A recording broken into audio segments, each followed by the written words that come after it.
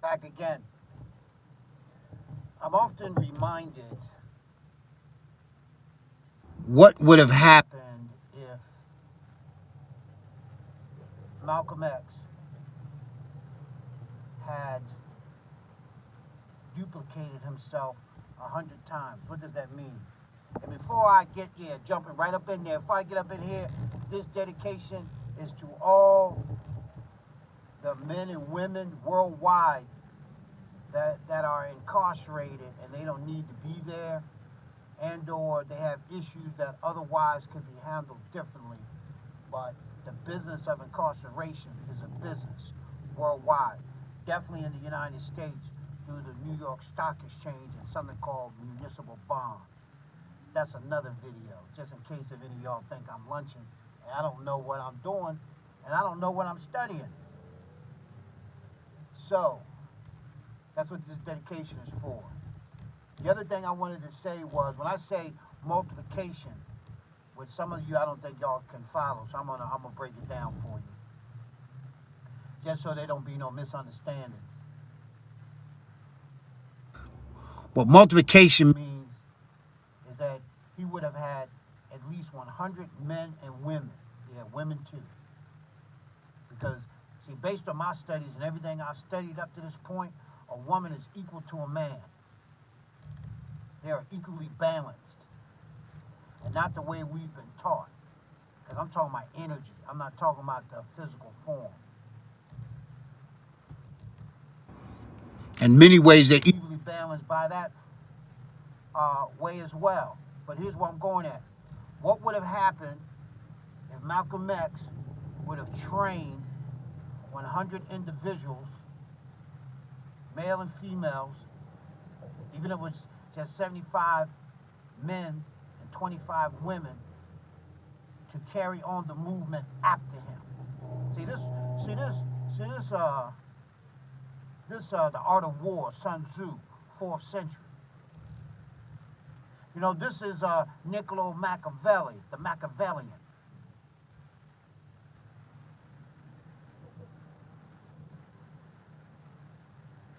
You know, this is the level of really understanding what made Adolf Hitler's war machine so strong, and why was propaganda for his demonstration so deep. And are they technically alive right now? And the United States knows about it, but now they call it the Fourth Reich. What did they know? There's a word called Thule. If you look at it, it looked like it's phonetically pronounced Thule, but it's actually pronounced Thule. And a lot of times you'll see them on artifacts that deal with skis from Sweden and stuff like that. The reason why I turn my head like that, because there's one dude in his truck, he's looking at you like what they do in Arizona. They would get what they call crispy. You know, where I come from, you drive too slow, don't worry about it. You won't make it to the end of the corner. Because I don't know if you're a drive-by or not. You feel me? That's how stupid that they are. Hold up, I'm gonna hit you with this one. I saw this the second day today. I must suppose to seen this. This white dude had this beat up bicycle that was on a half, right? Like the back was like down and the front was up. I was like, okay, I'm not even gonna say nothing, right? But here's what's crazy about it. He had a scruffy ass dog, excuse my French. And the dog was sitting in this like tray thing in the back of the bike. In other words, it was a human walking a dog.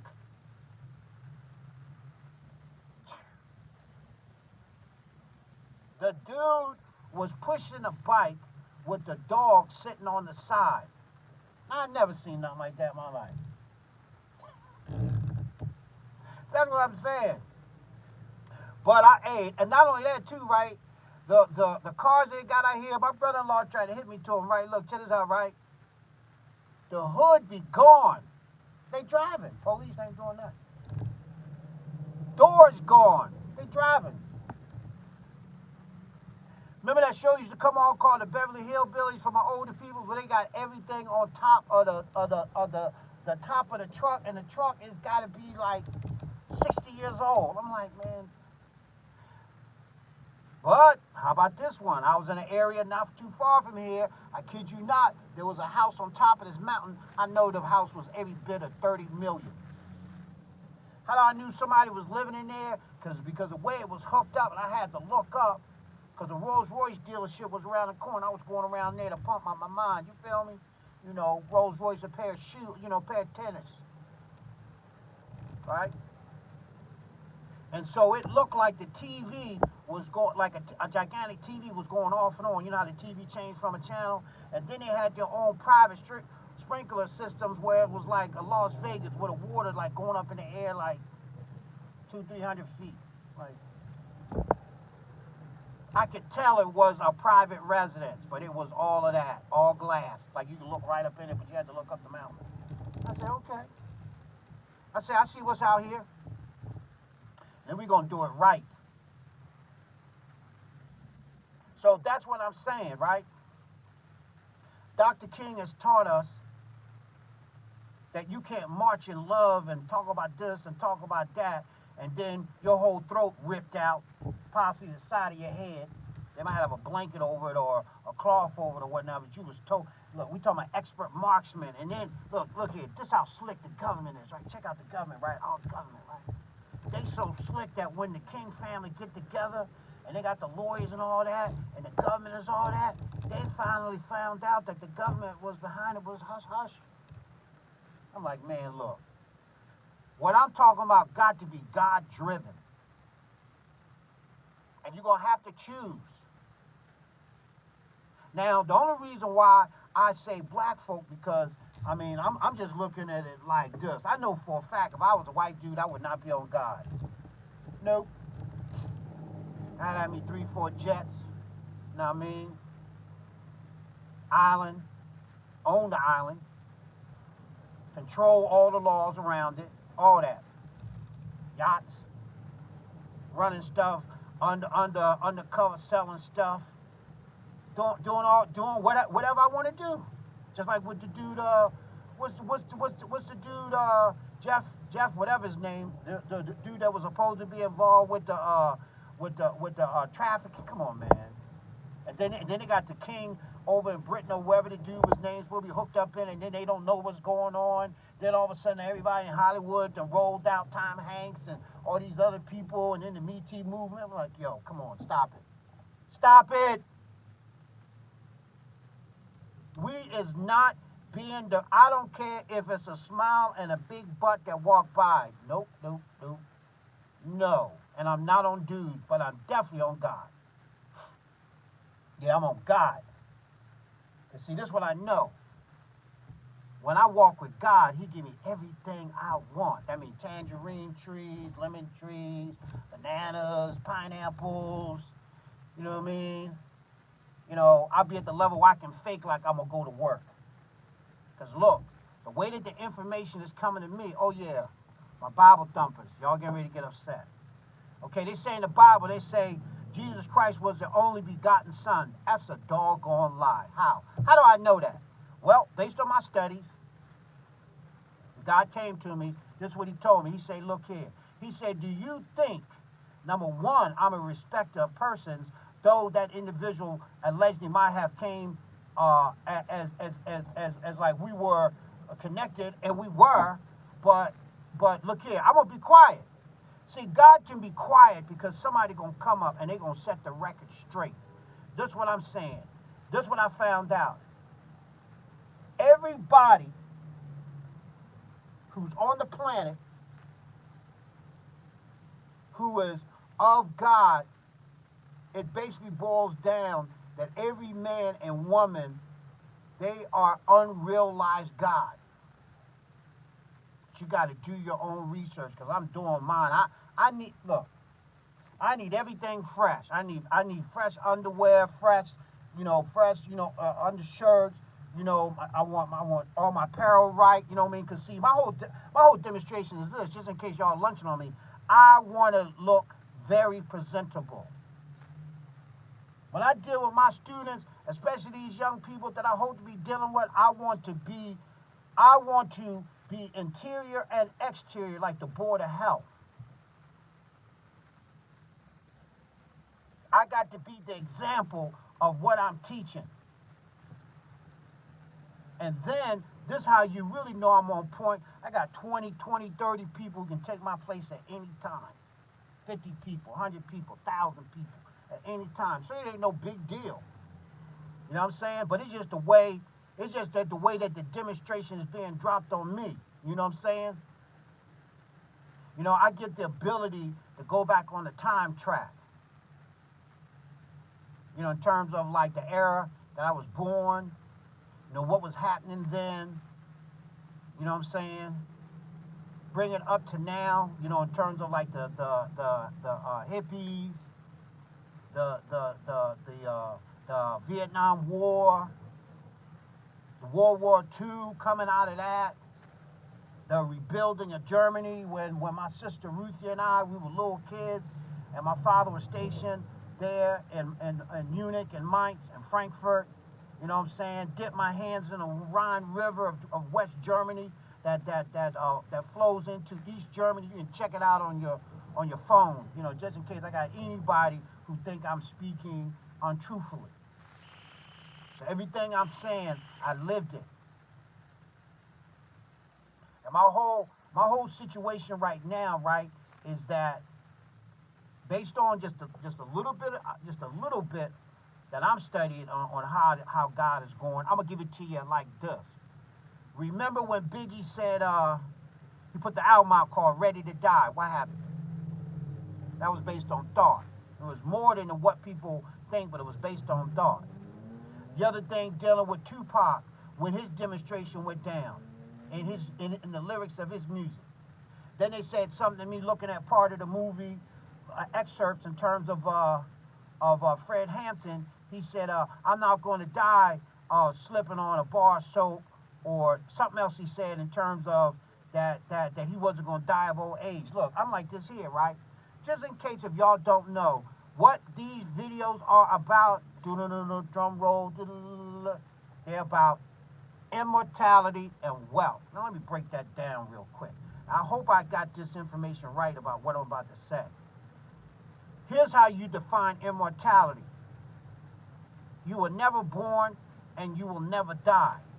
I'm not even going to tell you what that's all about. You got to find out about it on your own. Now, in terms of wealth, wealth means faith, acceptance, of course, God on your side, being expectant, giving as much love as you possibly can give, opportunities coming to you left and right, you being constructive as a builder, giving people opportunities, being receptive to new thought, and then all the rest of the goodies that come with it. Let me say it again. Immortality and wealth. Now, I'm going to hit you with this one. There's a book. Now, it wasn't just a book. It was videos. It also was a book. And it was everything I could get up on it. Now, I'm not going to tell you what it was really about because I'm going to come in reverse. But one day I'm going to read from the information. Now, the book is called Interview with Boom, Boom, Boom, Boom. I'm not going to tell you who the interview was. I'm going to go in reverse. Because I don't even want to give you the title, because if I give you the title, you're going to cut the video off. If I didn't know what I know, I might cut it off too. Okay. So the video is about this gentleman that heard about this lady named Rosie McDonald McElroy. Remember that one? Yeah. So when she first started off, I believe she was a sergeant first class. So in order for them to do what they wanted to do with her, she was in the military at the time, the U.S. Army, upgrade her rank, and they made her, I believe it was a master sergeant. A master sergeant, I believe, is 3 stripes up, 3 stripes down, and I believe it is a star or a diamond in the middle of those chevrons, right? Usually, once you reach at that level, you've been in the military like 40-something years. I mean, like, but you're a beast. You be telling colonels what to do under cover, except you just don't have their rank, but you generally got experience like on another level, okay? So this dude, he wrote to this lady because he heard about this story. So she was a very polite lady. She wrote him back and said, I really don't know really what you're talking about, and so forth and so on, and so forth and so on. So her husband was in the military too, so he had passed. They had eventually moved to like Ireland, where they got these mounds at, and she talks about it. And so she said, I've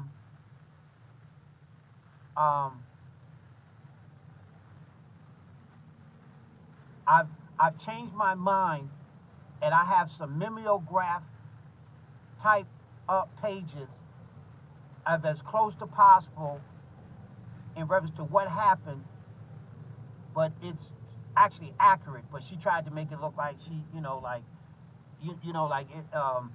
She was just trying to get as close as possible. This lady was detailed. She was like military. Anyway, he gets the information, and come to find out, she was an interpreter for something called an EBE. Let me tell you what the EBE is.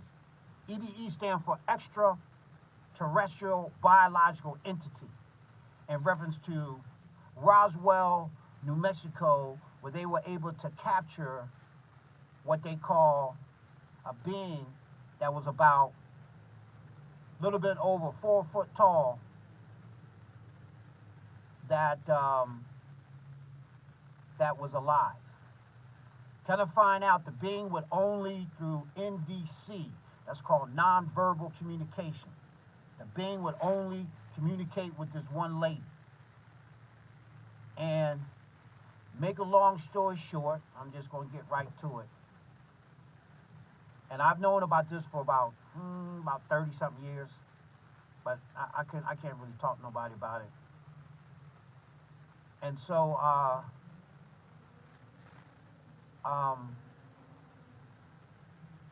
there is one particular chapter that I really like, and it's chapter 12, right? Because it's got forewords and all the stuff behind it, and I mean, whoever put this together, I mean, it's tight.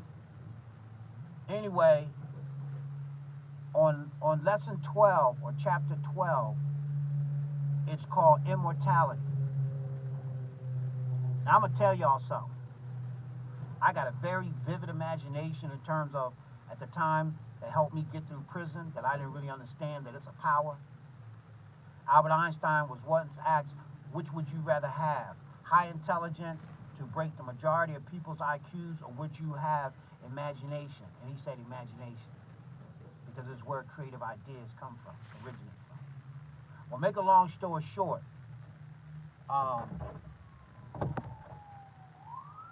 make a long story short,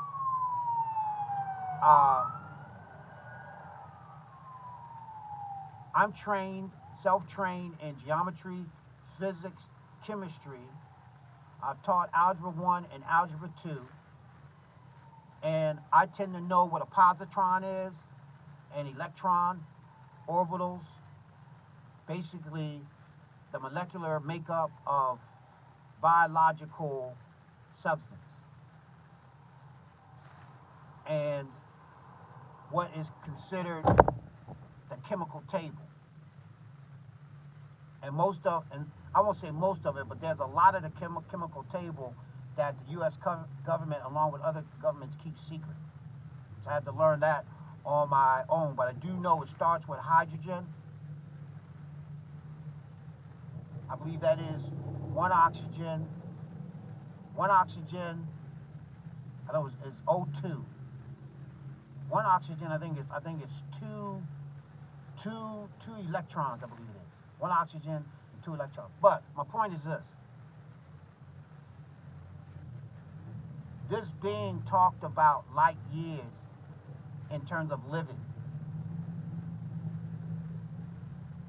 And I've looked at Star Trek, I've looked at Outer Limits, I've looked at all kind of crazy shows, which I can't even handle it no more because there's so many doggone lies. Even with the alien show on what's it called, with National Geographic. I'm like, man, I'm sick and tired, man, of them lying, man.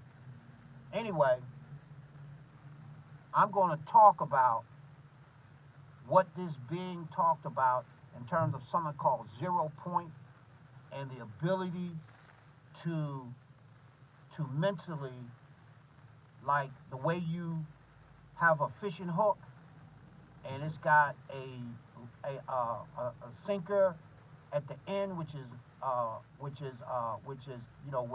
drops the hook in. It's a way how they can throw it out and lock it.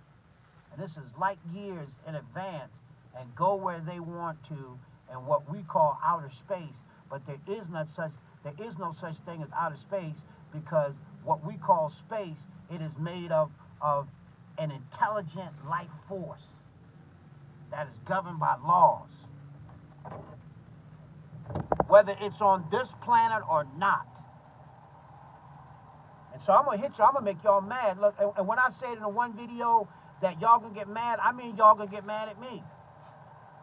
But I'm like this here. I mean, like, if I know what I know, but I'm just not making money at it right now. In a minute, I mean, based on now that I'm with God, and he done told me, look, boy, he hit me with this one. He say, you don't always use a straight line to get where you're going. I make all crooked roads straight. I was like, dog, man, I mean, like, look, they not even rapping this on raps. They not even rapping this talking to a girl to get her drawers off. Yeah.